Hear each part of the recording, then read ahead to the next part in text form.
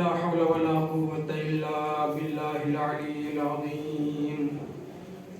أعوذ بالله من الشيطان اللعين الرجيم. بسم الله الرحمن الرحيم.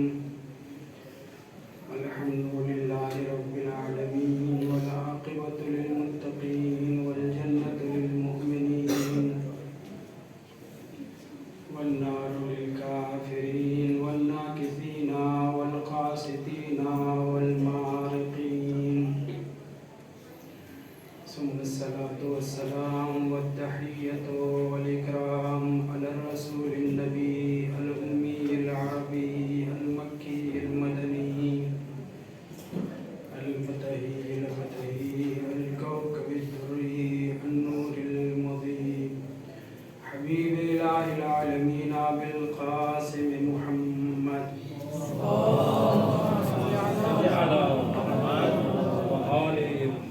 وعلى أهل بيت الطيبين الطاهرين المعصومين المكرمين الكهف الحسين والغياث المزدر المستكين وملجأ الهاربين وعصمة المعتصمين الذين أذهب الله عنهم الرجس وطهرهم تطهيرا.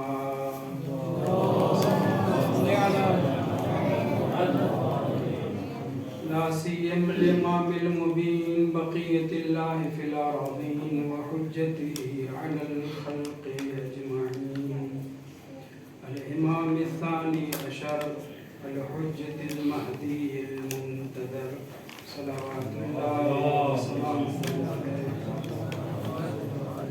ولعنة الله على أعداء الله وعلى أعدائهم ومنكر فضائلهم وعصمتهم وغاصبي حقوقهم أجمعين من يومنا هذا إلى قيام يوم الدين. أما بعد فقد قال الله الحكيم في القرآن المجيد وهو أصدق القائلين وقوله الحق. بسم الله الرحمن الرحيم. وإذ قالت الملائكة يا مريم إن الله اصطفاك وطهرك واصطفاك على نساء العالمين. سلام علیکم.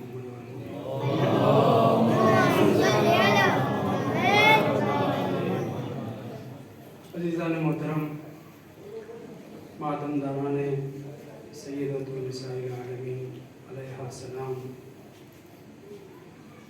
جس آیت کریمہ کو عنوان گفتگو قرار دیا ہے وہ سورہ آل عمران کی 42ویں آیت ہے، جس میں ایک مرتبہ فرشتوں نے حضرت مریم کو خطاب کر کے یہ کہا کہ اے مریم، اللہ نے آپ کو چن لیا ہے، آپ کو پاک و پاکیزہ بنایا ہے اور آپ کو عالمین کے اوپر منتخب کر لیا ہے. دوسرا فقرہ واصطفیٰ کے اعلیٰ نساء العالمین. اے مریم، اللہ نے آپ کو عالمین کی خواتین کے اوپر منتخب، مصطفیٰ، مرتضیٰ، مختار چن لیا ہے.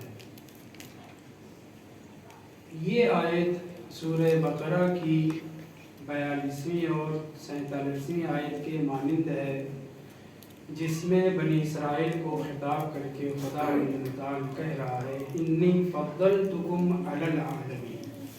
اے بنی اسرائیل، میں نے تمہیں عالمین کے اوپر برتری دی ہے، چن لیا ہے، مصطفیٰ بنایا ہے مفضل قرار دیا ہے، افضل بنایا ہے، برتر قرار دیا ہے۔ پیغمبر اسلام سے جب پوچھا گیا کہ اللہ کے رسول آپ یہ کیسے فرما رہے ہیں کہ جناب مریم علیہ السلام کو خداوند متعال نے صرف ان کے زمانے کی خواتین پر برتری عطا کی تھی، یہ آپ کہاں سے کہہ رہے ہیں؟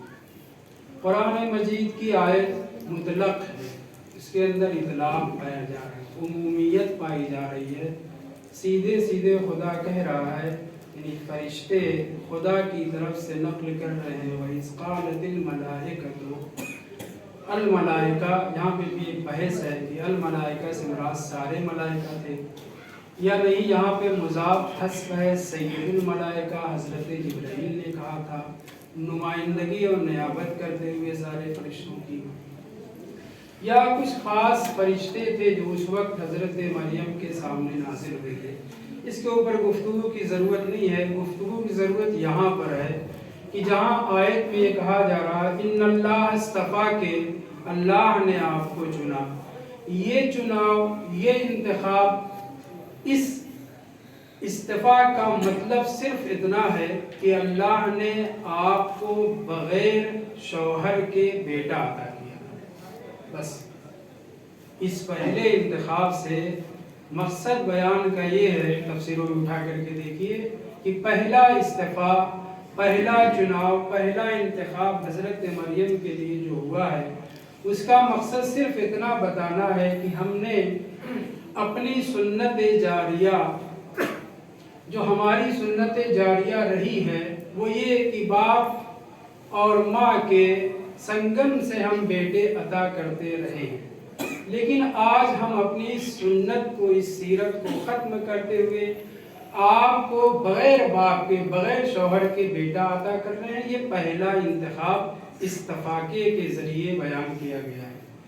دوسرا وطہر کے، اور ہم نے آپ کو پاک و پاکیزہ بنایا ہے، اس کے اوپر میں پہلے گفتگو کر چکا ہوں، اس لیے چھوڑ رہا ہوں اس کو۔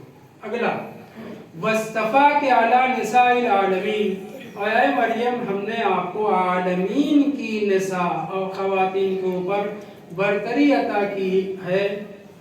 پیغمبر اسلام نے جب یہ کہا کہ حضرت مریم صرف اپنے زمانے کے، اپنے دور کی خواتین کی سید و سردار اور مولا اور آقا تھیں، تو کسی صحابی نے پلٹ کر کے پوچھ لیا یہ آپ کیسے کہہ رہے ہیں اللہ کے رسول؟ آیت میں تو عموم پایا جاتا ہے، اطلاق پایا جا رہا ہے، یہ نہیں کہا گیا ہے کہ عالمین کی جو خواتین ہیں وہ اولین کی یا آخرین کی، یہ سب کچھ ذکر نہیں کیا جا رہا ہے، پھر آپ کیسے محدود کر رہے ہیں کہ حضرت مریم صرف اپنے زمانے کی خواتین کی سید و سردار اور آقا اور مولا تھیں؟ تو پیغمبر اسلام نے سورہ بقرہ کی 42 اور 47 نمبر آیت پڑھ کے بتلا دیا، بالکل ویسے ہی جیسے خداوند متعال نے بنی اسرائیل کو خطاب کر کے یہ کہا ہے کہ ہم نے تمہیں عالمین کے اوپر برتری عطا کی ہے، حالانکہ عالمین کے اوپر برتری مسلمانوں کو حاصل ہے، بنی اسرائیل کو صرف نہیں، بلکہ بنی اسرائیل اپنے زمانے کے سارے انسانوں کے اوپر برتری رکھتے تھے۔ یعنی پیغمبر اسلام نے اس آیت کا معنی، اس آیت کی قید کو دوسری آیت کی قید کے ذریعے بیان کیا۔ بنی اسرائیل بہت اچھے تھے، لیکن اس کے بعد حضرت عیسیٰ کی قوم ان سے بہتر، اور حضرت عیسیٰ کی قوم سب سے بہتر نہیں ہے، میری امت سب سے بہتر ہے۔ تو اگر اس آیت کے اندر وَإِنِّي فَضَّلْتُكُمْ عَلَى الْعَالَمِينَ کا ترجمہ عمومیت رکھتا ہوتا تو تم مسلمانوں کو یہ ماننا پڑے گا کہ بنی اسرائیل تم سے افضل ہیں، اور جب بنی اسرائیل تم سے افضل ہیں تو ان کے زمانے کا نبی بھی تمہارے نبی سے افضل ہے۔ سبحان اللہ، سبحان اللہ۔ اور یہ تم تسلیم کرنے کے لیے تیار نہیں ہو۔ پیغمبر نے ایک آیت کا معنی دوسری آیت کے ذریعے سے کر کے واضح کر دیا کہ ساری خواتین، اولین و آخرین کی خواتین پر حضرت مریم کو فضیلت نہیں دی گئی ہے، بلکہ اپنے زمانے کی خواتین کی وہ سید و سردار تھیں۔ بہت توجہ چاہتا ہوں۔ ابن عباس نقل کرتے ہیں، روایت طولانی ہے، تفصیلی ہے، میں بس چند ٹکڑوں کو آپ کے سامنے بیان کرنا چاہتا ہوں۔ اصحاب کا مجمع ہے، اصحاب کے ساتھ اہل بیت رسول بھی بزم نبی میں اکٹھا ہیں۔ کیا ماحول تھا؟ وہ آیت تطہیر کے نزول کی بات نہیں ہو رہی ہے، حدیث قصہ کی بات نہیں ہو رہی ہے۔ ابن عباس کا بیان ہے کہ پیغمبر اسلام کے آگے پیچھے پہلو میں اہل بیت طاہرین تھے، حتیٰ امیر المومنین اور امامین حسنین علیہ السلام کے ساتھ جناب سیدہ صلوات اللہ علیہ بھی تشریف فرما تھی۔ اصحاب کا مجمع ہے جس میں سے ابن عباس ایک شخص کا نام لے رہے ہیں اور ایک شخص کو جو ان کا گرو گھنٹال تھا اس کا نام نہیں لے رہے ہیں۔ توجہ چاہتا ہوں، پیغمبر اسلام اپنے اصحاب کے مجمع میں ہیں۔ ابو ایوب انصاری جناب زید ابن خالد، جن کے یہاں رسول خدا سب سے پہلے مدینے میں مہمان ہوئے، عظیم شخصیت ہیں، امیر المومنین علیہ السلام کی جنگوں میں شریک ہوئے ہیں۔ آپ جانتے ہیں ابو ایوب انصاری بہت ہی محترم انصاری ہیں، ان کا نام لیتے ہیں ایک سوال کی بنیاد پر، لیکن ایک اور شخص کا تذکرہ ہے مگر نام نہیں لیتے۔ آپ کو پتہ چل جائے گا کہ وہ کون ہو سکتا ہے۔ توجہ چاہتا ہوں، اصحاب بھی موجود، اہل بیت طاہرین بھی موجود۔ رسول خدا اپنے دست مبارک کو آسمان کی طرف بلند کر کے کہتے ہیں، اللہم انک تعلم ان ہؤلاء اہل بیتی۔ میں نے کہا ہے تطہیر کی بات نہیں ہو رہی ہے، حدیث قصہ کی بات نہیں ہو رہی ہے، یہ الگ واقعہ ہے۔ خداوند متعال کی بارگاہ میں آسمان کی طرف ہاتھوں کو بلند کر کے رسول اسلام کہتے ہیں، پالنے والے تو جانتا ہی ہے کہ یہی میرے اہل بیت ہیں۔ میں کہوں گا اللہ کے رسول، خدا تو جانتا تو آپ بتا کیوں رہے ہیں؟ جب خدا یہ جانتا ہے تو آپ بتا کیوں رہے ہیں؟ اور پھر اس کے ساتھ ساتھ حسر کر رہے ہیں، ان ہؤلاء، بس یہی میرے اہل بیت ہیں۔ تو شاید پیغمبر آواز دیں، کل آیت تطہیر کے نزول کے بعد ایروں غیروں کو، ایری غیری کو آیت تطہیر میں تم داخل کرنے کی کوشش کرو گے۔ اصحاب کے مجمع میں اپنے اہل بیت کو اکٹھا کر کے بتلا رہا ہوں، یہی میرے اہل بیت ہیں، وہاں حجروں میں مکلانے والی وہ میرے اہل بیت میں شامل نہیں ہے۔ سبحان اللہ،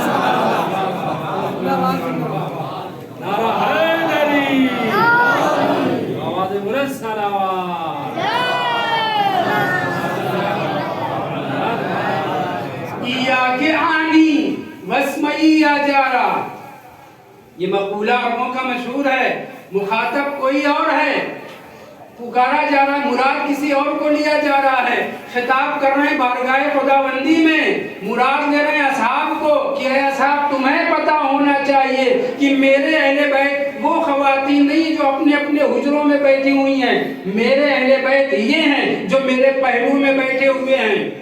اور ابن عباس نے پہلے واضح کر دیا کہ امیر المومنین بھی ہیں، جناب سیدہ بھی ہیں، امام حسن بھی ہیں، امام حسین علیہ السلام ہیں، سب کے سب موجود ہیں۔ اور خطاب کیا کر رہے ہیں؟ خدا سے کہ پالنے والے یہ میرے اہل بیت ہیں۔ دوسرا فقرہ، وَأَكْرَمُ النَّاسِ عَلَيَّ، اور یہی میرے اہل بیت یہاں جو موجود ہیں میرے لیے سارے انسانوں میں، یہ سارے میں نا سارے انبیاء بھی آ گئے، سارے مرسلین بھی آ گئے، ان کے اوصیاء بھی آ گئے۔ اکرم الناس علیہ، الناس جتنے الناس حضرت آدم سے شروع ہو کر کے آخری انسان تک آئیں گے، ان میں سب سے زیادہ مکرم، معظم، سب سے زیادہ کرامت و عظمت و شرف والے یہی میرے اہل بیت ہیں۔ بہت توجہ چاہتا ہوں، بس یہی میرے اہل بیت ہیں اور یہ سب سے زیادہ مجھے محترم ہیں۔ تیرے نزدیک تو محترم ہے ہی، خدا کو بتا نہیں رہے ہیں بلکہ خدا کو مخاطب قرار دے کر کے اپنے اصحاب کو بتلا رہے ہیں، کسی اور کو صدیقہ، طاہرہ، معظمہ مت کہنا، سب سے زیادہ مکرم، سب سے زیادہ محترم بس ایک خاتون اور یہ 3 مرد ہیں جو میرے سامنے موجود ہیں۔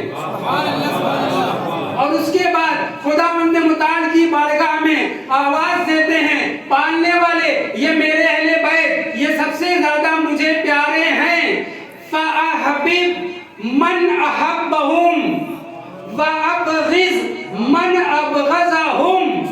پڑھنے والے میں تو یہ خوب جانتا ہوں کہ تو میرے اہل بیت کو بہت چاہتا ہے، لہٰذا میں تجھ سے اپنے اہل بیت کی محبت کا مطالبہ نہیں کر رہا ہوں. نہیں توجہ کی. پالنے والے تو میرے اہل بیت کو بہت چاہتا ہے، یہ میرے اہل بیت مجھے بہت محترم، بہت معظم ہیں، بہت پیارے ہیں، اور یہ میں جانتا ہوں کہ تو میرے اہل بیت سے بہت محبت کرتا ہے، بہت چاہتا ہے. ارے انہی کی محبت میں تو نے پوری دنیا سجائی ہے. لہٰذا میں تجھ سے اپنے اہل بیت کی محبت کا تقاضا نہیں کر رہا ہوں. کیوں؟ اس لیے کہ جب میں جان رہا ہوں کہ سب سے زیادہ اللہ کے نزدیک میرے اہل بیت پیارے ہیں، تو اب یہ مطالبہ یا تو تحصیل حاصل ہوگا، یا تحصیل حاصل ہوگا، یا آپ اپنی محبت کا اظہار کر رہے ہیں خدا سے مطالبہ کر کے. اس کے علاوہ اور کچھ نہیں ہو سکتا. لیکن جس چیز کا مطالبہ کر رہے ہیں اس پہ توجہ دیں. فرماتے ہیں اللہ کے رسول احبب من احبہم، خدایا ان سے جو محبت کرے تو ان سے محبت کر. جو ان کا محب ہے، جو انہیں چاہتا ہے تو ان سے محبت کر. وَأَبْغِضْ مَنْ أَبْغَضَهُمْ، اور جو ان سے جلے، جو ان سے تپے، میں لفظی ترجمہ نہیں کروں گا، جو ان سے جلے، جو ان سے تپے، جو ان سے سلگے، ان کو اور جلا، ان کو اور تپا. پیغمبر کو آتش بازی پسند ہے، جلنے والے کو جلانا چاہیے، سلگنے والوں کو سلگانا چاہیے. پیغمبر نے کہا پالنے والے میں یہ تو جانتا ہوں اچھی طرح سے کہ تو میرے اہل بیت کو بہت چاہتا ہے، لیکن آج میرا مطالبہ ان کی محبت کا نہیں ہے، ان سے تو محبت کر جو علی علی کرے، جو فاطمہ فاطمہ کرے، جو حسن حسن کرے، جو حسین حسین کرے. صلی اللہ محمد و آل محمد پر.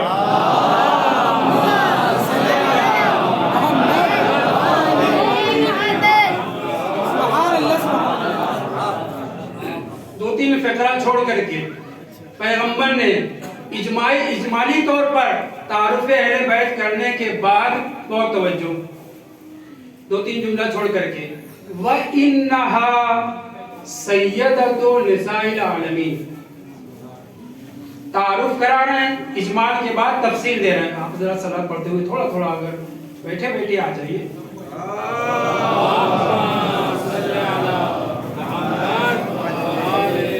ایک اور صلاۃ پہ محمد والے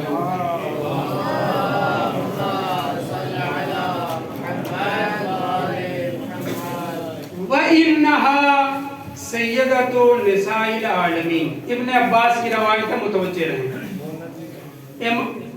پیغمبر اسلام اجمالی طور پہ تعارف کرا چکے، اب آ رہے ہیں ایک ایک فرد اہل بیت کی تفصیلی تعریف، مدح کر رہے ہیں. امیر المومنین کی مدح کرنے کے بعد آتے ہیں جناب سیدہ صلوات اللہ علیہا کی مدح کرتے ہوئے، کہتے ہیں اور یہ عالمین کی خواتین کی سید و سردار ہے. میں نے کہا ابن عباس کے جو ہے شاگرد رشید ہیں امیر المومنین علیہ السلام کے، تفسیر میں، اخلاق میں، بعض چیزوں میں، لیکن صرف امیر المومنین ہی ان کو استاد نہیں تھے. ایک گرو گھنٹہ لاہور بھی ان کا استاد تھا، اس کی وہ خدمت بھی کیا کرتے تھے. ابن عباس نام نہیں لیتے، کہتے ہیں وقیل لہو فقیل لہو. جیسے ہی رسول اسلام نے جناب سیدہ کی طرف اشارہ کر کے یہ کہا کہ یہ تمام خواتین کی سید و سردار ہیں، عالمین کی ساری خواتین کی سید و سردار ہیں، تو قیل لہو، تو رسول خدا سے کہا گیا. جناب ابن عباس بعد میں بھی آپ نے نام لیا ہے، شروع میں بھی نام لیا ہے، یہ بیچ میں نام حذف کیوں کر رہے ہیں؟ جواب میں نہیں دے رہا ہوں، جواب روایت دے گی.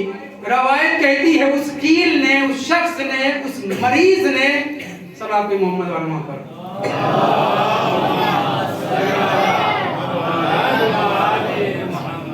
احیا सैयदतु निसाए आलमहा, अंदाजा कर लीजिए पैगंबर उमूम लफ्ज इस्तेमाल कर रहे हैं, ये घटा रहा है तो कौन हो सकता है?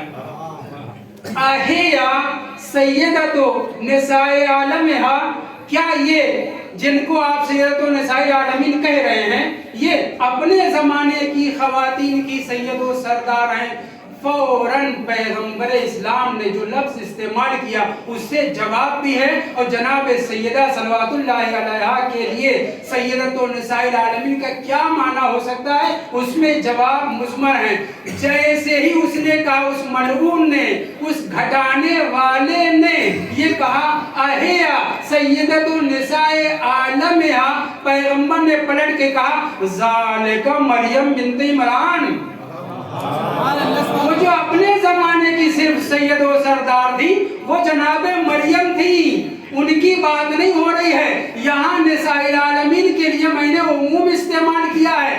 समझता है कि कलाम में इतलाक और उमूम पाया जा रहा है, लेकिन सैयदा की अजमत हज़म नहीं हो रही है, लिहाजा कह रहा है अहिया सैयदतु निसाए आलमहा। बहुत तवज्जो चाहता हूँ, दलील क्या है कि जनाब मरियम अपने जमाने की सिर्फ सैयदो सरदार थी, और दलील क्या है कि जनाब सैयदा सल्लल्लाहु अलैहा सारे आलमीन की खवातीन की सैयदो सरदार हैं?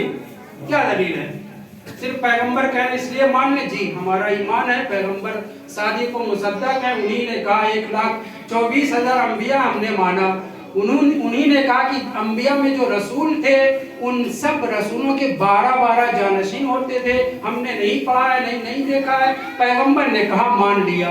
उन्हीं ने कहा कि 5 बड़े पैगंबर आज़म पैगंबर हैं, ना हमने उनकी किताबें पढ़ी ना उनका चेहरा देखा है, तारीख में पैगंबर ने नकल किया, हमने माना।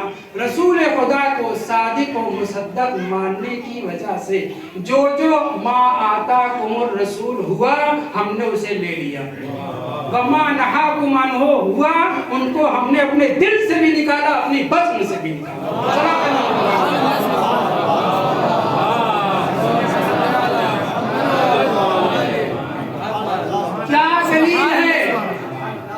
बुनियाद पर जनाब मरियम सिर्फ अपने जमाने, दलील तो ये साबित करने के लिए कि अपने जमाने की सिर्फ सैयदो सरदार थी, आयत 47 से सूरह बकरा की इन्नी फज़्ज़लतुकुम अलल आलमीन के जरिए से जवाब मिल गया। लेकिन दलील क्या है, वजह क्या है? क्या ये वजह है कि हजरत मरियम एक मासूम नबी की माँ है, एक मासूम नबी की बेटी है, एक मासूम नबी के सालीदार होती हैं, ये सब वजह हैं। क्या वजह है? और अगर एक मासूम नबी की माँ होने के नाते वो अपने जमाने की सैयदो सरदार हैं तो हजरत हव्वा भी होनी चाहिए, और जिन जिन खवातीन के यहाँ नबी पैदा हुए, रसूल हुए, उन सबको सैयदतु निसाइल आलमीन होना चाहिए। ऐसा कुछ नहीं जिक्र हुआ है, बहुत तवज्जो चाहता हूँ।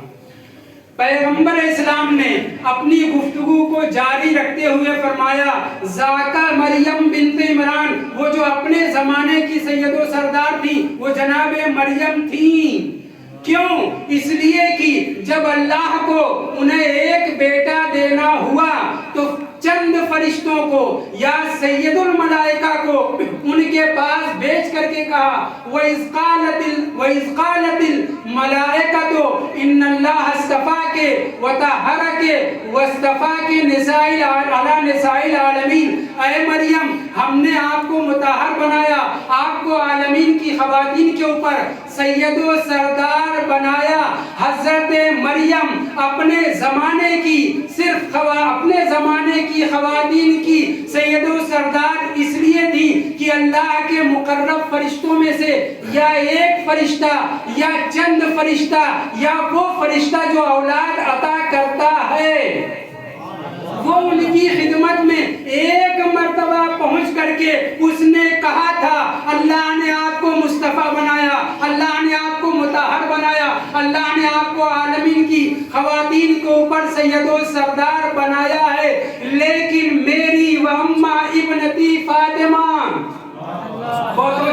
وَأَمَّا ابنتی فاطمہ فَهِيَ سَيِّدَةُ نِسَاءِ الْعَالَمِينَ مِنَ الْأَوَّلِينَ إِلَى الْآخِرِينَ، لیکن میری بیٹی فاطمہ کو اللہ نے تمام عوالم کی خواتین کے اوپر سید و سردار بنایا ہے، اولین کی بھی آخرین کی بھی۔ میں کہوں گا اے اللہ کے رسول، سیدھے کہہ دیتے وَهِيَ سَيِّدَةُ نِسَاءِ الْأَوَّلِينَ وَالْآخِرِينَ، جیسے اس نے ضمیر استعمال کی تھی، کلام کو مختصر کرتے ہوئے نام لینے کی ضرورت نہیں تھی، میری بیٹی کہنے کی ضرورت نہیں تھی، جس کی بات ہو رہی ہے وہ سامنے موجود ہے۔ سائل نے، قیل نے، ملعون نے عزت اور عظمت کو گھٹانے کا تصور کرنے والے نے ہیا کہا تھا، آپ بھی کہہ دیتے ہیا سیدۃ النساء الاولین والآخرین، عالمین کی بھی ضرورت نہیں تھی، مگر پیغمبر اسلام نے کہا اما آگاہ ہو جاؤ، ہوشیار ہو جاؤ، جان لو میرے صحابہ، اپنی نگاہوں سے دیکھ لو میری بیٹی، پھر نام بھی لیا میری بیٹی کہہ کے، یہ آشکار کر دیا کل کے میری چار بیٹیاں مجھے سے نسبت دی جائیں گی، وہ میری بیٹیاں نہیں ربیبائیں ہیں، اور اگر بیٹیاں تم نے مان بھی لیا تو میں نام لے کر کے آشکار کر رہا ہوں، کوئی اور بیٹی نہیں، فاطمہ میری بیٹی۔ اور اس کے بعد کہا سیدۃ نساء العالمین من الاولین والآخرین، اس کی وضاحت کرنے کے بعد پیغمبر اسلام نے دلیل کے طور پر، اگرچہ لفظ دلیل کے طور پر ذکر نہیں ہوا ہے مگر دلیل کے طور پر دوسرا فقرہ اس لیے استعمال کیا، بہت توجہ چاہتا ہوں، فارسی مقولہ ہے ادو شود سبب خیر، گر خدا خواہد، جب خدا چاہتا ہے نا تو دشمن کو بھی خیر و برکت اور عظمت کے نکھار کا سبب بنا دیتا ہے۔ اگر اس ملعون نے یہ سوال نہ کیا ہوتا، نہ پوچھا ہوتا تو ہمیں پتہ نہ چلتا کہ جناب سیدہ اولین و آخرین کی ساری خواتین کی سید و سردار کیسے ہیں اور کس دلیل کی بنیاد پر۔ رسول، بہت لمبا نہ کروں، رسول اسلام نے فرمایا حضرت مریم کو سیدۃ نساء العالمین ایک مرتبہ فرشتوں نے کہا، لیکن میری بیٹی فاطمہ اولین و آخرین کی ساری خواتین کی سید و سردار اس لیے ہے کیونکہ کلما قامت فی محرابہا، جب بھی میری بیٹی مصلی عبادت پر کھڑی ہوتی ہے 70,000 فرشتے پریڈ کی طرح سے سب بستہ ہو جاتے ہیں، دو کام کرتے ہیں، ایک مر پہلے یہ کہتے ہیں السلام علیکہ یا سیدۃ نساء العالمین من الاولین والآخرین۔ ہر نماز میں 3 مرتبہ نماز پڑھنا ہو یا 5 مرتبہ نماز پڑھنا ہو، جب جناب سیدہ محراب عبادت میں کھڑی ہوتی ہے نماز پڑھنے کے لیے 70,000 فرشتے، من الملائکۃ المقربین، عام فرشتے نہیں، اللہ کے مقرب 70,000 فرشتے ہر نماز کے موقع پر محراب میں آ کر کے کھڑے ہو جاتے ہیں، پہلے جناب سیدہ صلوات اللہ علیہا کو سلامی دیتے ہیں، یہ کہتے ہوئے کہ آپ اولین اور آخرین کی تمام خواتین کی سید و سردار ہیں، اور صرف یہی نہیں بلکہ نام لے کر کے آیت کی تحریف کہہ دوں۔ سبحان اللہ، اعتراض ہو جائے گا۔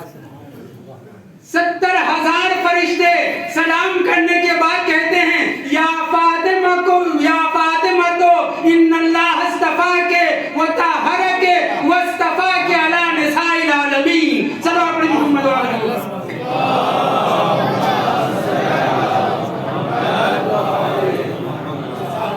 جناب سیدہ کو ہر نماز کے وقت 70,000 فرشتے سلام سلام کرنے کے لیے آتے ہیں اور انہیں ایک مرتبہ سلام کرنے کے لیے آئے، ایک مرتبہ سیدتو نساء العالمین کہا، پیغمبر نے واضح کر دیا میری بیٹی کی عظمت اتنی ہے کہ اللہ کے مقرب فرشتے کیا حکم خدا کے بغیر آ جاتے ہیں؟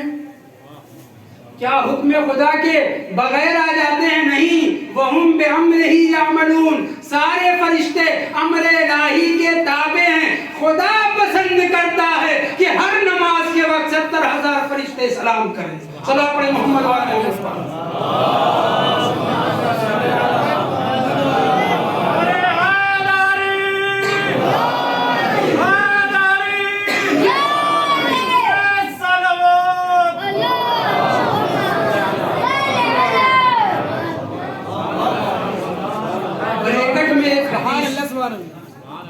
پیغمبر سے خود جناب سیدہ صلوات اللہ علیہ نقل کرتی ہماری معتبر کتابوں میں وارد ہوئی ہے۔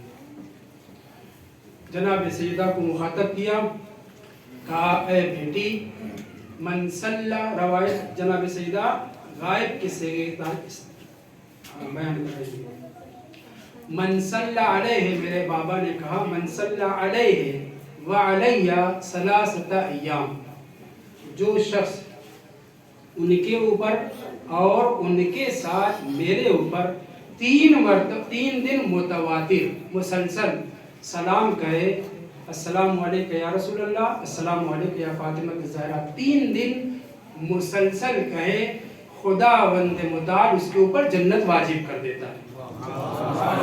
3 دن مسلسل السلام علیکم یا رسول اللہ، السلام علیکم یا فاطمہ الزہرا یا سیدۃ النساء العالمین، جو بھی سلام میں انتخاب کرے الفاظ، روایت میں مقرر نہیں کیا یہ کون سے کلمات استعمال کی جائیں۔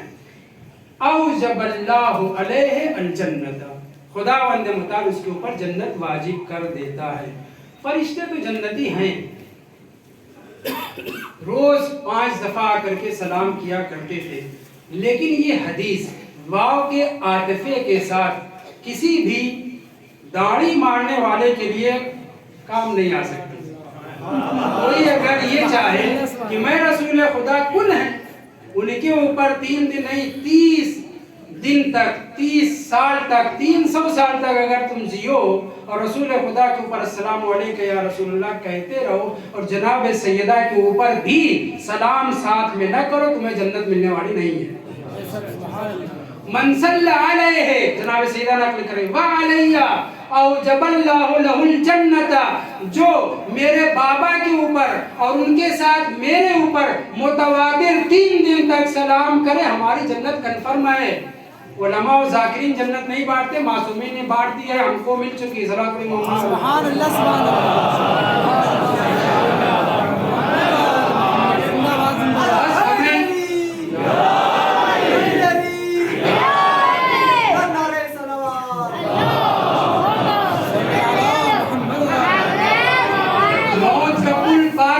وہاں پہنچنا ہے، بس توجہ چاہتا ہوں، کوئی داڑھی مار نہیں سکتا۔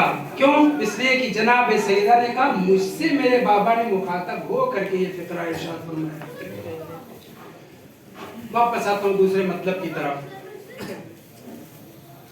ولایت الفقیہ مسئلہ کیسا ہے حضرات جانتے ہیں۔ نظریہ ولایت فقیہ کا میں بھی قائل ہوں، میری کوئی حیثیت نہیں ہے، آپ لوگوں میں سے بہت سے قائل ہوں گے، بزرگان میں قائل ہیں۔ فقیہ کو اللہ نے اپنی استعداد، قابلیت، اس کی پڑھائی اور اس کے رتبے کے اعتبار سے ولایت دی ہے، ہمارے اکثر علماء اس بات کے قائل ہیں۔ لیکن مطلقہ ولایت کے سلسلے میں فیہ کلام، فیہ تعامل، آپ حضرات جانتے ہیں، میں کوئی اختلافی مسئلہ نہیں چڑھ رہا ہوں، میں اپنی بات کر رہا ہوں۔ ایک گنڈا قسم کا باپ اگر اپنی بیٹی کے سلسلے میں ٹھیک ٹھاک ہے اور اس کی بیٹی کسی سے شادی کرنا چاہ رہی ہے تو اس کی ذمہ داری ہے کہ باپ سے اجازت لے۔ کیوں؟ اس لیے کہ باپ کو ولایت حاصل ہے۔ لیکن اگر وہ کہیں بے تکی جگہ شادی کرنا چاہ رہا ہے، بیٹی باقرہ ہو، اس کے باوجود اس کی ولایت بیٹی کے اوپر ختم ہو جاتی ہے نا، یہ مسئلہ عمومی ہے۔ بہرحال ایک گنڈے کو، ایک عام آدمی کو، ایک عام باپ کو اپنی بیٹی کے اوپر مکمل طریقے سے ولایت مکمل صورت اس زواج کے حوالے سے بھی ولایت حاصل ہے۔ 2-3 موارد کے علاوہ زبردستی کہیں غلط جگہ شادی کر رہا ہے یا کفر کے باوجود منع کر رہا ہے، 2-3 جگہ ولایت ثابت ہو جائے گی، دادا ہے تو اس کی ولایت ہوگی الی آخر۔ عزیزان محترم، ولایت بہت بڑی بات ہے، سرپرستی، اولا بھی تصرف ہونا، یہ معصومین علیہ السلام کو بھی خدا نے ولایت مطلقہ دینے کے باوجود کہیں کہیں، میں بہت بچ کے کہہ رہا ہوں، کہیں کہیں مطلقہ ولایت کے باوجود استثناء رکھا ہے۔ انہی استثناء میں سے ایک استثناء بہت توجہ چاہتا ہوں، سنجیدہ باپ، جیسے جیسے کسی بھی سنجیدہ باپ کی بیٹی بڑی ہونا شروع ہوتی ہے، اس کی ماں کو بھی، اس کی باپ کو بھی فکر شروع ہو جاتی ہے، دل میں یہ جذبہ، یہ فکر، یہ تفکر پیدا ہونا شروع ہو جاتا ہے، خدایا میری بیٹی کا رشتہ مناسب آئے، اس کو خاوند صحیح ملے، اس کا نصیب اچھا ہو الی آخر، یہاں تک کہ بیٹی بڑی ہوتے ہوتے جب اس منزل پہ پہنچتی ہے کہ جہاں پہ شوہر دینا ہوتا ہے، تو ماں باپ اگر شوہر نہیں مل پاتا تو کتنا تکلیف جھیلتے ہیں وہی جانتے ہیں۔ بہت توجہ، ایک لفظ ہے، ایک حدیث ہے، اس کو پہلے پڑھوں پھر اس کی وضاحت کروں گا۔ جس دن امیر المومنین علیہ السلام باز کے للکارنے کے بعد خدمت رسول خدا میں پہنچے، سر کو جھکائے ہیں، ہمت نہیں پڑ رہی، آخر کار پیغمبر نے پوچھا اور مل گیا جواب، تو اس وقت رسول خدا نے ایک جملہ کہا تھا، یا علی ما خطبتہا، اے علی بخدا قسم تم نے آج رشتہ نہیں مانگا ہے، واللہ زوجک ایہا فی السماء، وہ توجہ چاہتا ہوں، ایک مطلب کی طرف لے جانا چاہ رہا ہوں۔ اے علی آج آپ رشتہ مانگنے نہیں آئے ہیں، یہ رشتہ آسمان پہ ہو چکا ہے، اللہ نے میری بیٹی کا عقد تم سے، میری بیٹی کا بیاہ تم سے کر دیا ہے، جانتے ہو کیوں؟ لأن اللہ وعدنی فیک وفی ابنتی فاطمہ، یہ روایت بول رہی ہے کچھ، ایک عام ماں باپ جیسے جیسے بیٹی جوان ہونا شروع ہو جاتی ہے، فکر ان کی بڑھتی شروع ہو جاتی ہے، دل ہی دل میں دعائیں، ویسے ہی پیغمبر اسلام صلی اللہ علیہ وآلہ وسلم کو بھی فکر لاحق ہوئی، جیسے جیسے جناب سیدہ صلوات اللہ علیہ کی عمر بڑھتی جا رہی تھی، دل ہی دل میں پیغمبر اسلام یہ چاہ رہے تھے کہ میری بیٹی کا رشتہ اچھی جگہ ہو، مناسب رشتہ ہو۔ بہت توجہ، بعض چیزیں ممکن ہے عوام پسند نہ ہو، لیکن ہم آپ طالب علم ہیں، اس باب سے میں بیان کر رہا ہوں۔ پیغمبر کے دل میں فکر ہوتی چلی جا رہی، ایک دن شادی سے بہت پہلے ایک دن بارگاہ خداوندی میں اپنے ہاتھوں کو بلند کر دیا اور کہا، پالنے والے تو جانتا ہے کہ میں الفاظ نہیں حدیث کے بیان کر رہا ہوں، مفہوم ادا کر رہا ہوں، تو جانتا ہی ہے کہ میری بیٹی جوان ہو رہی ہے، میں اس کے لیے بہترین رشتہ چاہ رہا ہوں۔ آواز قدرت آئی، اے ہمارے نبی آپ پریشان کیوں ہو رہے ہیں؟ بہت توجہ چاہتا ہوں، آپ پریشان کیوں ہو رہے ہیں؟ فاطمہ میری ہے، فاطمہ میری ہے، میری کنیز خاص ہے، میں مالک ہوں، میں اس کا خالق ہوں، آپ پریشان نہ ہو، میں آپ سے وعدہ کر رہا ہوں۔ کون وعدہ کر رہا ہے؟ خدا، رسول خدا سے، میں آپ سے وعدہ کر رہا ہوں کہ آپ کی بیٹی کا عقد میں کروں گا، مہر میں مقرر کروں گا، ادا بھی میں کروں گا۔ سبحان اللہ، سبحان اللہ۔ پیغمبر خوش ہو گئے لیکن کسی سے اظہار نہیں کر رہے ہیں۔ کچھ دن کے بعد ایک کھوسٹ آ گیا رشتہ مانگنے کے لیے۔ سبحان اللہ، سبحان اللہ۔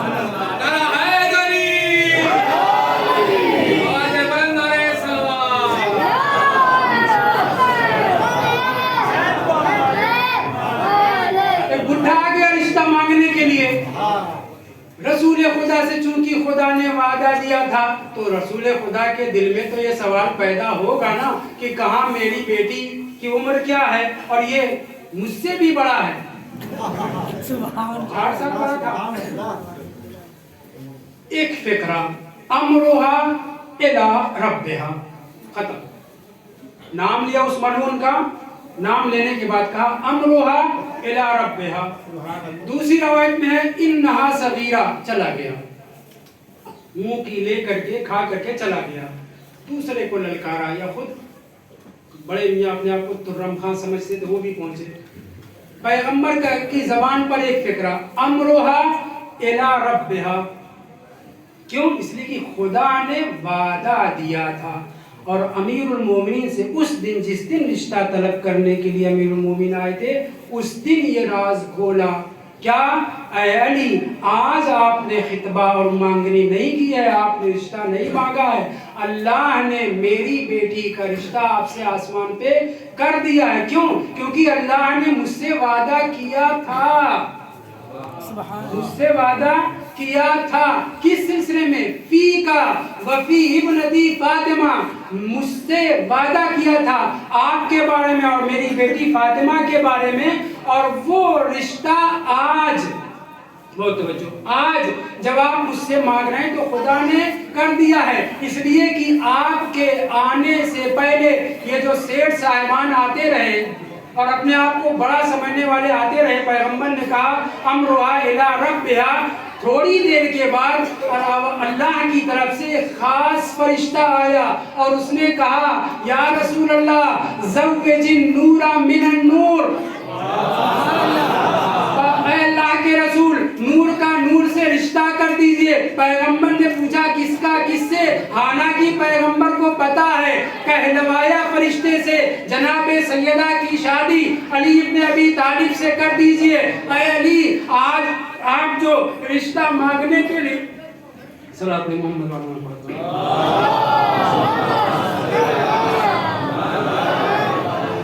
یہ جو آپ رشتہ مانگنے کے لیے آئے ہیں، یہ رشتہ آج کا نہیں، خداوند متعال نے میری بیٹی کا رشتہ آپ سے کر دیا ہے. اور کیسے؟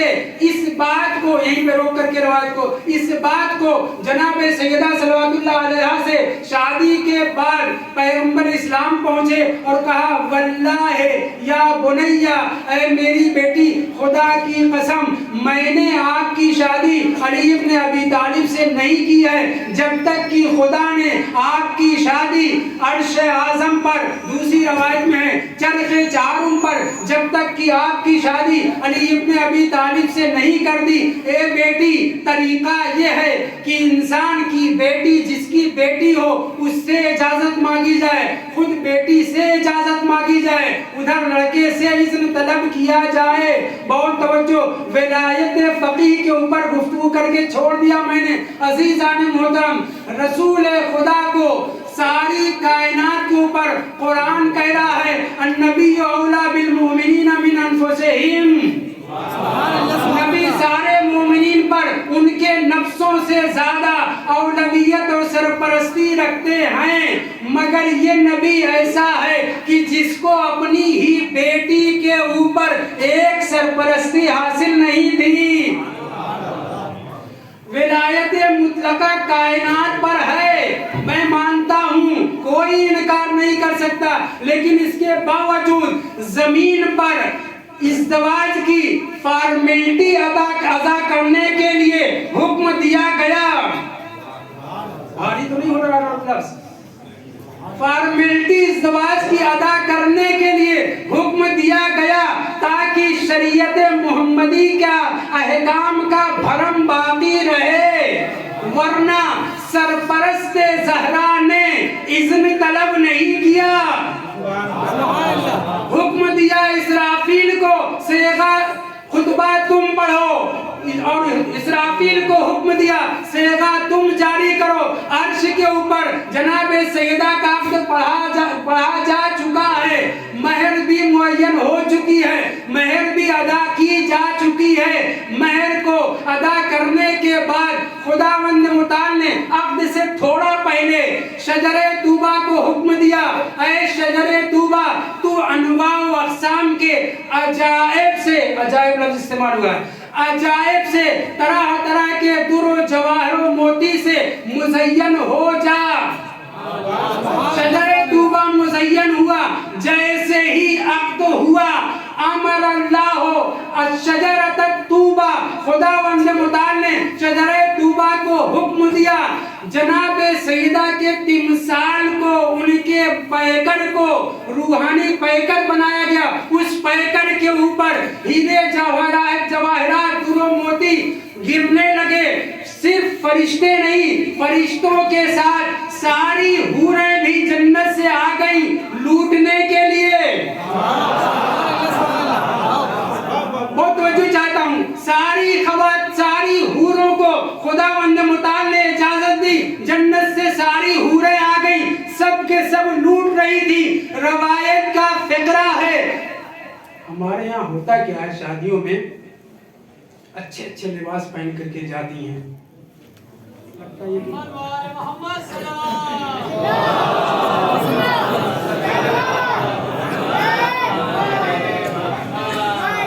میں لائٹ کو خطاب کرے کہہ رہا ہوں کہ میں پوری تفصیل نہیں پڑھوں گا، لیکن پڑھوں گا.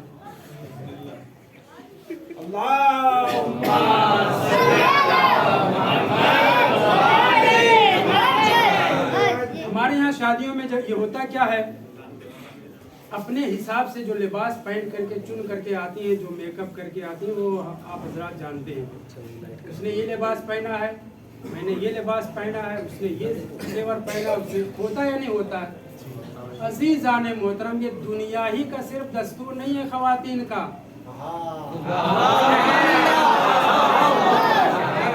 چرخ چہارم پر واللتی خلقت حوریتاً قبل ذالک، روایت جا کر کے دیکھ لیجئے گا.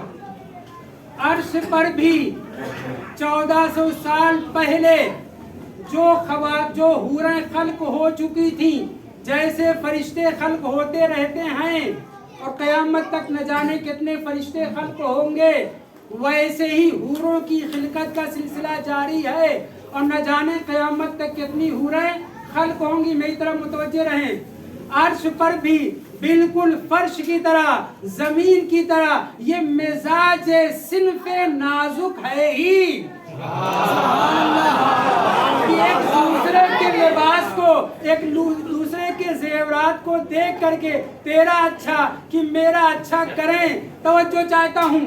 واللتی خلقت حوریت قبل ذالک، جناب سیدہ کا جس دن عرش اعظم پر یا چرخ چہارم پر جناب سیدہ کے عقد کو پورا کیا گیا، اللہ نے شجرہ طوبہ کو مزین کرنے کے بعد حکم دیا کہ تو اپنے ہیرے جواہرات کو نچھاور کر. نچھاور کر تو کہتے ہیں، نچھاور کر کس کے اوپر؟ اس پیکر کے اوپر جو جناب سیدہ کی تشبیہ تھی. روایت کہتی ہے اللہ کے فرشتے ٹوٹ پڑے، حوریں پیچھے ہیں. جب وہ لوٹ چکے تب ایک مرتبہ پھر خداوند متعال نے شجر کو حکم دیا ان تنشر من عجائب من تسر علیہم. یہ جو فرشتوں نے اچھے اچھے ہیرے جواہرات سب چن کے لے لیے ہیں نا، ایسے ہی حوران جنت کے اوپر بھی جناب سیدہ کے جسم سے، پیکر سے مس ہو کر کے ہیرے جواہرات کو گرا. اور جب گرانا شروع کیا، خواتین نے، حوران جنت نے لوٹنا شروع کر دیا. کس نے کتنا لوٹا مجھے یہ نہیں معلوم، مگر روایت کہتی ہے اس دن کے بعد سے، اس عقد کی تاریخ کے بعد سے جتنی حوریں بعد میں خلق ہوئی ہیں، واللتی خلقت من بعدها تفتخر الاوائل علیها بما وصلها من نثار. جناب سیدہ کے جسم سے، پیکر سے مس ہونے والے شجرہ طوبہ کے ہیرے جواہرات در و موتی جو منتشر ہوئے تھے، اور ان لٹیریوں نے نہیں، ان خواتین نے، ان حوران جنت نے جو لوٹ کر کے پہنے تھی، اس کے بعد جب بھی بزم میں عرش پر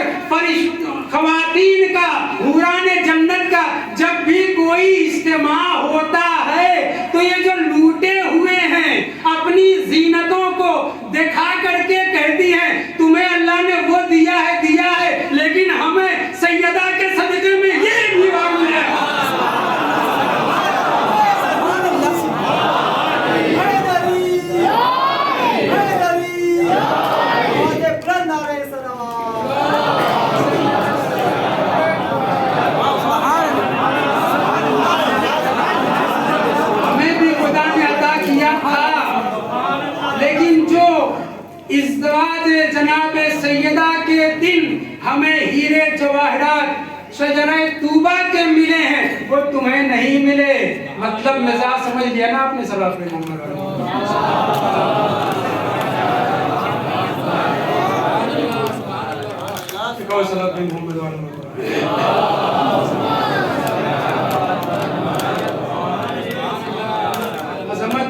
जनाब सैयदा सल्लल्लाहु अलैहा ये है। मैं 2 साल पहले या 3 साल पहले मजलिस में पढ़ चुका हूँ आपके सामने। यहाँ शजरे तूबा से गिरने वाले हीरे मोती दुर और जवाहरात जिस्म सैयदा से मस हो करके गिर रहे थे। कौन सा जिस्म? हकीकी जिस्म नहीं था। जनाब सैयदा रुए जमीन पर थी। अल्लाह ने शबी है जनाब सैयदा वैसे ही, और वो भी चरखे चहारुम पर ही जहाँ पे अमीर मोमिन की शबी है।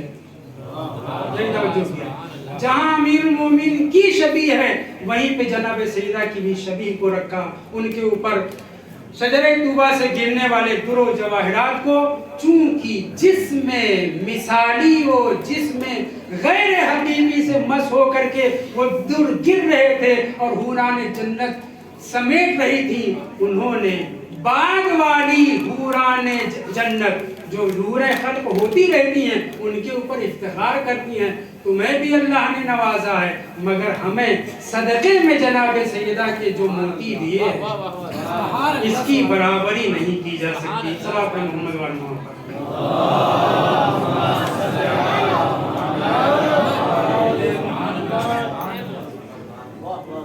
जनाब सैयदा अपने घर के अंदर तशरीफ फरमा है।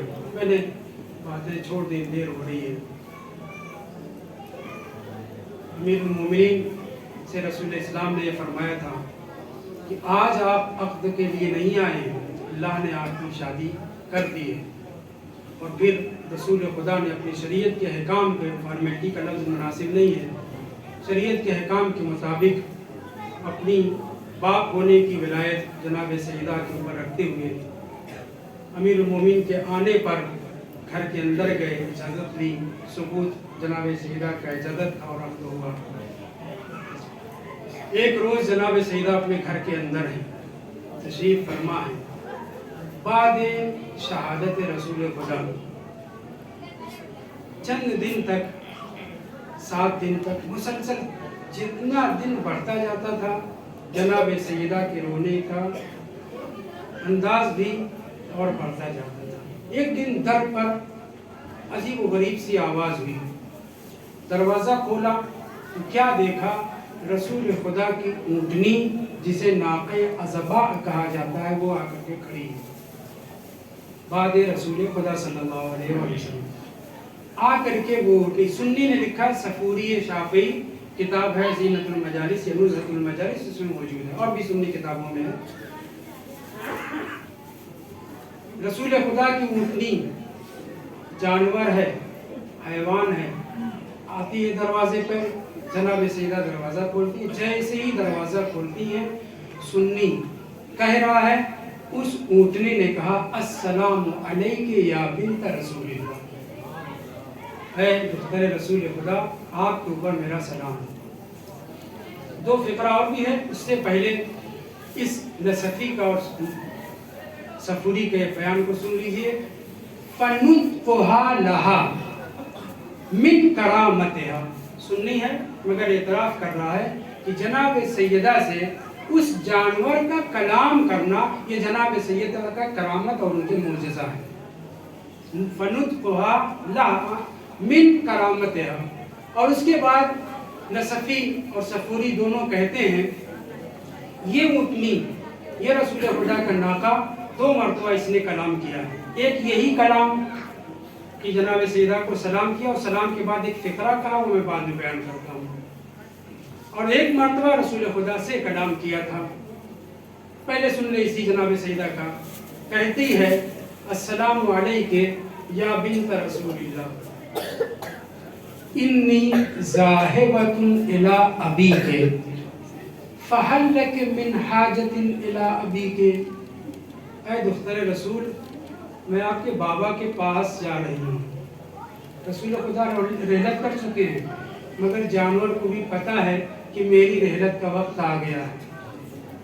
दर सैयदा पे आ करके रुखसत होना चाहती है, अलविदा कहना चाहती है। कहती है इन्नी ज़ाहिबतुन इला अबी के, ऐ सैयदा, ऐ दुख्तर रसूल खुदा, मैं आपके बाबा के पास जाना चाह रही हूँ। क्या आपको कोई पैगाम पहुँचाना है अपने बाबा के पास? क्या आपको कोई ज़रूरत है जो आप कहना चाहती हैं? जनाब सैयदा समझ गई। रवायत कहती फबकत, जनाब सैयदा रोने लगी। क्यों? जब जानवर को मालूम है तो जनाब सैयदा तो पहले से जानती है कि मेरा बाबा इस दुनिया से रुखसत हो चुका है। रवायत कहती है कि जनाब सैयदा ने अपने हाथों को बढ़ाया, उस ऊँटनी ने अपने सर को झुकाया, जनाब सैयदा ने अपने बाहों में भर लिया और उससे उसके ऊपर शफकत करती रही, यहाँ तक कि दस्ते जनाब सैयदा में रसूल जनाब सैयदा की आगोश में ही ऊँटनी ने दम तोड़ दिया, खुदा को प्यारी हो गई। रवायत कहती है जनाब सैयदा ने अपनी अबा, अपनी चादर दी और उसमें उस ऊँटनी को दफन किया गया। न मालूम कुत्तों को क्या करना था कि तीसरे दिन इस ऊँटनी के कब्र को खोद दिया। अब जो कब्र खोदी गई तो ना उसमें ऊँटनी नजर आई, ना जनाब सैयदा की चादर नजर आई। नहीं जानता कि जनाब सैयदा की चादर को छीनने के लिए या उस जानवर के ऊपर कुछ करने के लिए किस बुनियाद पर कब्र को खोदा गया था, वो तो सुन्नी और उलमा जाने, मैं नहीं जानता, लेकिन कब्र को खोद दिया गया। ना ऊँटनी का जनाजा मिला, ना जनाब सैयदा की रिदा मिली। सुन्नी, सफूरी और नसफी दोनों कहते हैं ये जनाब सैयदा के साथ उस ऊँटनी का कलाम करना ये जनाब सैयदा का मोजज़ा था। और उससे पहले कई साल पहले जब पहली मर्तबा बस में रिसालत में ये ऊँटनी पहुँची है तो कहती है अल्लाह के रसूल, मैं एक यहूदी की मेरा यहूदी एक मालिक था। जब मैं बड़ी हुई, चरने के लिए खुद से सहरा में जाने लगी ना, तो दिन को जब भी मैं सहरा में जाती थी, जिस तरफ जाती थी उस तरफ की घासें, घास फूस बाकायदा मुझे आवाज़ देती थी, इलई के इलैया इलैया, ऐ ऊँटनी, अल्लाह के रसूल की ऊँटनी होने वाली, आओ मुझे चढ़ जाओ, आओ मुझे खा जाओ। इफ्तिखार करती थी। कौन सी चीज़ें? घास फूस, कि आए ऊँटनी हमें खा ले, ताकि हमको ये शरफ मिल जाए कि हमें जनाब रसूल खुदा की सवारी होने वाली ऊँटनी ने तनाउल किया है। ऊँटनी का दूसरा फ़िक्रा सुनिए। रसूल खुदा से कहती है अल्लाह के रसूल, कभी कभी मैं रात को भी सहरा और बियाबान में निकल जाया करती थी, तो रात में दरिंदे नादत अस्सिबाओ बाज़ुहुम बाज़ा, बाज़ दरिंदे दूसरे बाज़ से कहा करते थे ला तक़रबू इलैहा, इस ऊँटनी के करीब न जाओ, क्योंकि ये ऊँटनी इन्नहा रसूलुल्लाह ल मुहम्मद, ये जानवर, ये ऊँटनी, ये रिश्तेदार नहीं है, ये कलेजे का टुकड़ा नहीं है, ये आइंदा रसूल खुदा की सवारी होने वाली है। सहरा के, बियाबान के जानवर, दरिंदे, भेड़िए, ये सब कहते थे कि देखो देखो करीब इस ऊँटनी के न जाना, इसको कोई अज़ियत न पहुंचाना, इसके ऊपर हमला न करना, क्योंकि ये आइंदा रसूल खुदा की सवारी होने वाली है। मैं कहूँगा मुसलमान मदीने के भेड़िए कैसे थे कि दुख्तर रसूल खुदा के मुंह पे तमाचे मारे।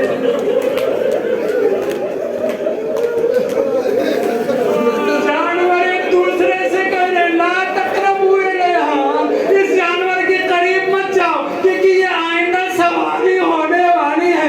किसी मुसलमान ने, किसी साहबी रसूल खुदा ने ये नहीं कहा अरे ये दुख्तर ज़हरा है, ये जिगर गोशे रसूल खुदा है, और अगर किसी ने कहा भी तो वहाँ के भेड़ियों में जो बदतरीन भेड़िया था उसने एक कलमा इस्तेमाल किया, वाइन फातिमा है तो हुआ करे। अज़ीज़ान मोहतरम, आज शब शहादत है, कहाँ से कहाँ तक लेकर जाऊँ मेरी समझ में नहीं आ रहा है। जनाब सैयदा पसलियां टूटी हुई हैं, कभी दीवार का सहारा लेकर के उठती हैं, कभी आशा का सहारा लेकर के उठती हैं, कभी फिजा का दामन थाम करके खड़ी होती है। वो बीवी जो इतनी ज्यादा गम में मुब्तला है, पसलियां टूटी हुई है, आखिर एक दिन ऐसा आया कि उस दिन खुद ही खाना बना रही है, खुद ही कपड़ों को धुल रही है, खुद ही बच्चों को खाना खिला रही है।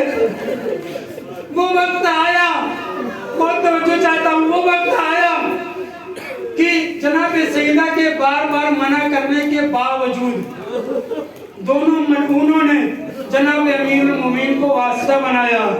हम सैयदा से माफी मांगना चाहते हैं। मौला ने सुना, तशरीफ लाए, इजाजत मांगी।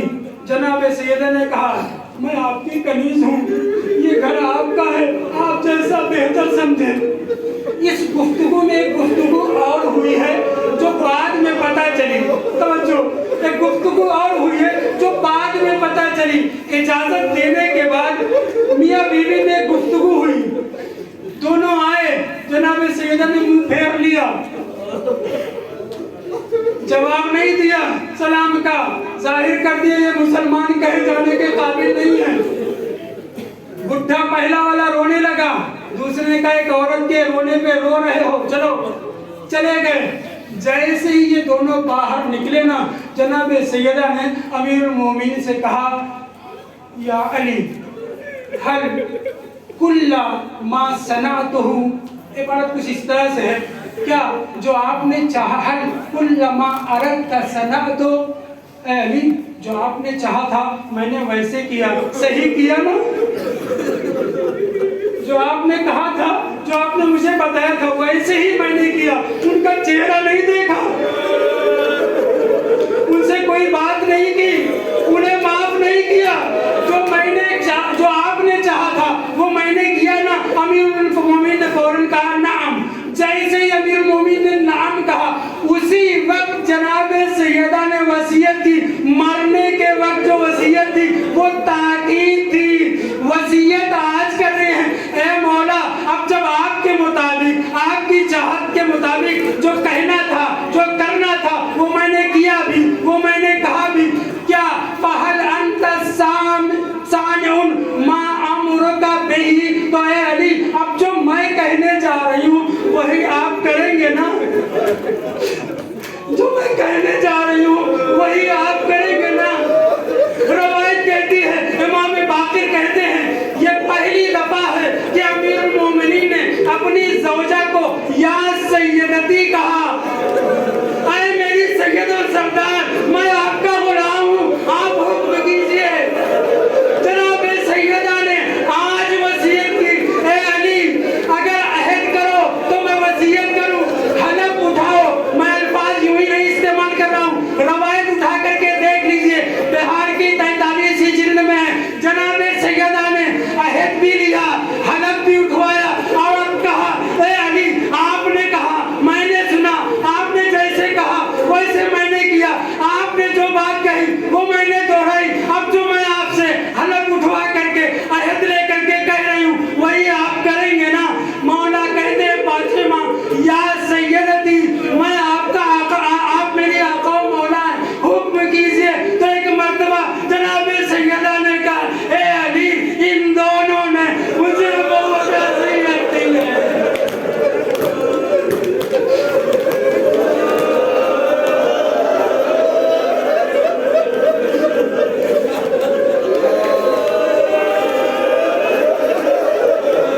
ए अली हलफ उठवाया,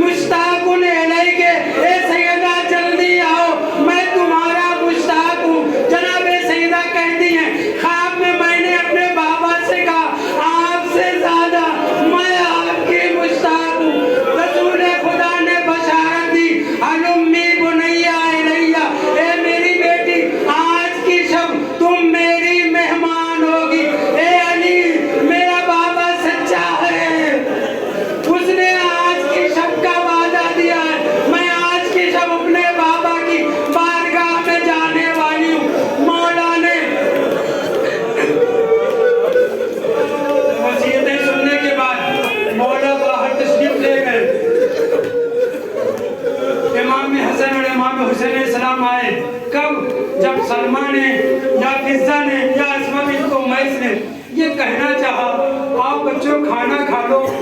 पूरा वाकया पढ़ते रहते हैं। रवायत कहती है जब मजबूर हो करके जनाब अस्मा को या जनाब सलमा को ये कहना पड़ा फला हुजरे में तुम्हारी मादरे गिरामी मौजूद हैं। रवायत कहती है इमाम हुसैन अलैहिस्सलाम पहले पीछे थे। जैसे ही ये लफ्ज सुना तेजी के साथ माँ के हुजरे में गए, हाल देखा पीछे पीछे इमाम हसन मुस्तफा अलैहिस्सलाम। कायदा ये है कि छोटा बड़े को पुरसा देता है, इसलिए जैसे ही इमाम हुसैन अलैहिस्सलाम ने महसूस किया कि माँ इस दुनिया में नहीं, भाई का हाथ थामा, कहा या आका हो आजरक अल्लाह दिलवा देता। छोटे भाई ने बड़े भाई को पुरसा दिया, गले लिपटे, गुस्ल कफन का वक्त आया, जल्दी जल्दी मैं आगे बढ़ा हूँ।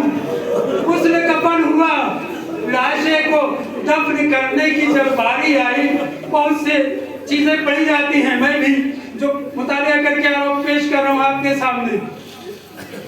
जनाजा लेकर के पहुंचे, ये फिक्रा याद रहे, वअन ला यकामा अला कब्री, ये दोनों मेरी कब्र के ऊपर खड़े भी ना होने पाए।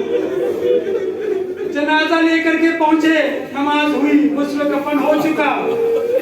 दफन करने के बाद, दफन की कैफियत में नहीं पड़ा, दफन करने के बाद इमाम हुसैन अलैहिस्सलाम फरमाते हैं, रवायत है ना कि मोमिन की कब्र 4 उंगली मुनफरिजन खुली हुई हो, कम से कम इतनी कब्र हर मोमिन की होनी चाहिए। और अगर कोई फकीह आलिम मर जाए तो उसकी कब्र पुख्ता की जा सकती है, शहीद है उसकी कब्र पुख्ता की जा सकती है। एक आलिमा फाजिला मर जाए तो सिर्फ 4 अंगुल के ऊंची नहीं करना, बल्कि उसे पुख्ता और ऊंची की जा सकती है, मकबरा बना। जनाब सैयदा की कब्र के लिए इमाम हुसैन अलैहिस्सलाम फरमाते हैं, मेरे बाबा ने पहले मेरी माँ की कब्र आम मोमिन की तरह से, मोमिना की तरह से ही बनाया था, मुसद्दा बनाया था, 4 उंगली बुलंद की थी। फदफनहा फअफ़ान कब्र। उसके बाद मेरे बाबा ने कुछ सोच करके मेरी माँ की कब्र जमीन के बराबर कर दी। कब्र बराबर करने के बाद 7 कब्र और आस-पास बनाई, सिर्फ ऐसे ही 4 मुनफरजन उंगली कब्र बनाई। कब्र बनाने के बाद कब्र सैयदा पे नहीं, उन 7 कब्रों के ऊपर पानी छिड़का, और उन 7 कब्रों पे पानी छिड़कने के बाद 40 कब्रें और जो थी ताजा, उनके ऊपर भी पानी छिड़का। असल कब्र जिसके ऊपर पानी छिड़कना चाहिए उसके ऊपर पानी नहीं छिड़का। 7 जाली कब्र बनाई, उसके ऊपर पानी छिड़का। 40 कब्र जो पहले से वाकई कब्रें थी उनके ऊपर पानी छिड़कने